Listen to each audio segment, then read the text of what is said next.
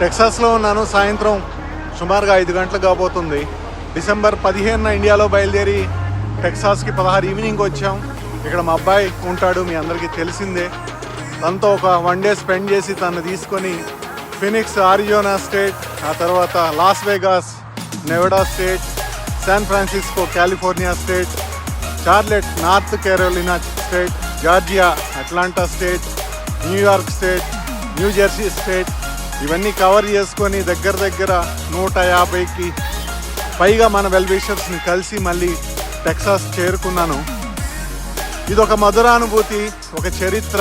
ఎన్నో విషయాలు నేర్చుకున్నాను, ఎన్నో సమస్యల్ని అడ్రస్ చేయాలనిపిస్తుంది. మీరు చూపించిన ప్రేమ, అభిమానం ఎప్పటికీ నేను మరవలేను.